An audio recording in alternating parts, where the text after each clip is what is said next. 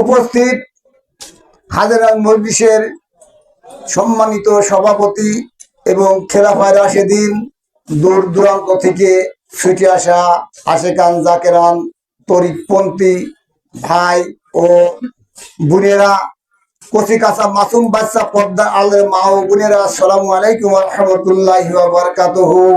আজ 10ই মুহররম, এই দিনে তাদেরকে অনেক অত্যাচার করে অনেক করে তাদেরকে কারবালার ময়দানে তাদের জীবন ত্যাগ করছিলেন। হয়তো আমি কোনো বক্তা নাই বা আমি এমন কোনো কিছু জানবো না বাবা সকল, যেমন এখানে আসলাম ভাইজান যখন বললেন কিছু দু একটা কথা বলো, আমি সেই পরিপ্রেক্ষিতে বলছি। আল্লাহ পাক আমাদেরকে পাঠাইছেন, আল্লাহ পাকের একটা উদ্দেশ্য ছিল, তাই না? আদমকে যখন সৃষ্টি করেছিলেন,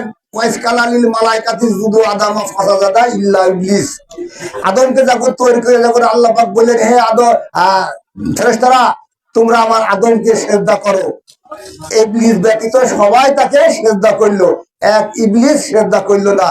আল্লাহর একটা হুকুম যখন অমান্য করে তখন সে শয়তানে পরিণত হয়ে গেল। আর আমরা তো আল্লাহর হুকুম শত শত অমান্য করতে, তাহলে আমরা কি হব? আমরা কি হবো তার কোনো হদিস নেই। আল্লাহ পাক আমাদেরকে কোরআনে কারিমে ঘোষণা করেছেন, এর মধ্যে বহু বহু বক্তারা সব বলে গেলেন সুন্দর সুন্দর কথা। আমি হয়তো ওরকম ভাবে আপনাদেরকে বোঝাতে পারবো কিনা জানি না, হয়তো বলতে পারবো না, আমার আজকের অভ্যাসও নাই। এখন আল্লাহ পাক কোরআনে কারিমে বলছেন, কুলিন কুনতুম তুহিব্বুনাল্লাহ ফাত্তাবিউনি ইয়াগফির লাকুম যুনুবাকুম ওয়াল্লাহু গফুরুর রহিম। আল্লাহ পাক বলছেন, তোমরা যদি আমাকে পাইতে চাও তাহলে আমার দোস্ত মুহাম্মদ রাসূলুল্লাহ সাল্লাল্লাহু আলাইহি সাল্লামের আনুগত্য করো, তার আনুগত্য করো, তাকে খেদমত করো, তা না করলে আমার ভালোবাসা পাবা না। যেমন এর আগে আমার ভাইজান বললেন, যদি আল্লাহকে ভালোবাসতে হয় রসুলের ভালোবাসতে হবে, তো রসুলের ভালোবাসতে হলে আল্লাহকে, আল্লাহর ভালোবাসা হয়। আর রসুল এখন রসুল তো আমাদের মাঝে নাই বর্তমান, এখন আমাদের মাঝে আছে কি উলিল আমরু, যেমন খেলাফায়ে রাশিদিন। আল্লাহ পাক কোরআনে কারিমে ঘোষণা করেছেন, ওয়াসিকাল্লাযিনা কাফারু ইলা জাহান্নামা যুমারা হাত্তা ইযা জাআ ফুতিহাত আবওয়াবুহা ওয়া কালা লাহুম খাজানাতুহা আলাম ইয়াতিকুম রাসূলুম মিনকুম ইয়াতলুনা আলাইকুম আয়াতি ওয়া যাক্কিকুম আয়াতু যাকুম লাকা ইয়াউমিকুম হাযাল কালু বাল্লাহু আলাকের হাক্কাত কালিমাতুল আযাবে আলাল কাফিরিন। একদল ফেরেশতারা আগুনে ছড়ি হাতে করে কাফেরদের যখন তারা জাহান্নাম মুখো, তখন বলবেন, হে আদম তোমাদের মধ্যে হইতে তোমাদের মাঝে কি রসুল আসছিল না? সে আল্লাহর কোরআন সম্বন্ধে তোমাদের কি কিছু শোনায়নি? তখন বলবেন, হ্যাঁ শোনাইছিল, কিন্তু আমরা তাকে মানিনি। যেমন আমাদের মাঝে আমাদের ভাইজান যখন উনি রাইবে রাসূল, উনার কথা হয়তো কেউ মানছে কেউ মানছে না, যেমন আমাদের গ্রামবাসী অনেক লোক মানে না তাকে, বুঝেছেন? পরে কথা বলবো কি, নিজেদের ভিতরেই এরকম অনেক কিছু হয়ে থাকে। সন্ধ্যার আগ দিয়ে দোকানে বসে অনেকটা ঠেলাঠেলি হয়ে গেল বা অনেক হয়ে গেল। ওই এক কথা, আমি ওসব কথা আর বলতে চাচ্ছি না, বললে হয়তো অনেক কিছু হতে পারে, বলবো না। এখন যারা মুহাম্মদ সাল্লাল্লাহু আলাইহি সাল্লামের জন্ম কিন্তু কুরাইশ বংশে, খুব বড় উচ্চ বংশে, কেন আল্লাহ পাক তাকে জন্ম দিয়েছিলেন যাতে ওই বংশে যাতে এমন যাতে ওর বিরুদ্ধে কেউ কথা না বলতে পারে। তাও তিনি তখন ওই বংশে জন্মগ্রহণ করে ওই বংশে তিনি দিনদার প্রচার করতে পারছিল না। তখন মক্কা থেকে উনি মদিনায় চলে যায়, যাই যখন সাহাবী সংগঠন যখন একটু মজবুত হয় তখন আবার ফিরে এসে ওই মক্কায় আবার আসে ই করে। এখন মানুষ মুসলমান হলো দুই প্রকার, একটা হলো হুসাইনি মুসলমান আর একটা হলো ইজিদি মুসলমান।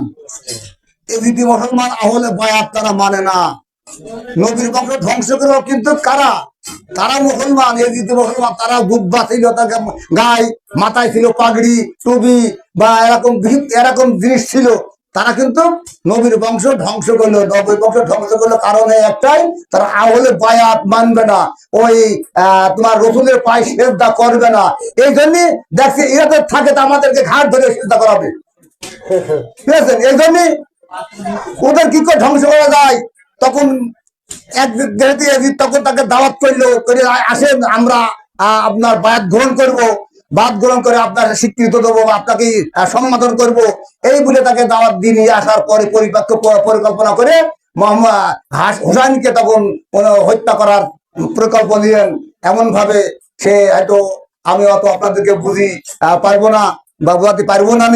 এখন এইভাবে হোসেনকে তখন তারা শিরচ্ছেদ করে, ওই শিরচ্ছেদ নিয়ে তখন তারা নাচ আনন্দ বিভিন্ন রকম কৌতূহল করতে করতে তখন সেই এদিকে দরবারে যায়। এদিক তখন তাও তাকে বলে যে আমি তো তোমাদের হোসেনকে শিরচ্ছেদ করে আনতে বলিনি, আমি তাদের ধরে আনতে বলেছি। এরকম বিভিন্ন কথা আছে। এইভাবে আজকের দিনে মনে মতো এই দিন মুসলমান যারা আমরা আহলে বায়াত যেসব লোক আছি প্রত্যেকেরই এই দিনটা স্মরণীয় দিন। এই দিন যদি না থাকতো বা তাহলে আমাদের এই আহলে বায়াতটা ধ্বংস হয়ে চলে যেত। তাই আমি আপনাদেরকে অনুরোধ করছি, যারা এখনো আহলে বায়াত গ্রহণ করেন নাই, তারা রসুলের উম্মত হইতে পারেননি। যারা আহলে বায়াত গ্রহণ করেন না, তারা রসুলের উম্মত হতে পারেননি। আর রসুলের উম্মত যখন হতে পারেনি, তাদের কোনো হিসাব কিতাব নেই, তাদের কোনো শেষ পর্যায়ে নেই, দলিল প্রত্যেক দিনে থাক, তার কোনো ইয়ে নাই। যাই হোক, আমি বেশি কিছু বলতে চাচ্ছি না। আমি এই বলি আমি আমার সংক্ষিপ্ত বক্তব্য শেষ করছি। ওয়াখিরি দাওয়ানা আনিল হামদুলিল্লাহি রাব্বিল আলামিন। আসসালামু আলাইকুম ওয়া রাহমাতুল্লাহি ওয়া বারাকাতুহু।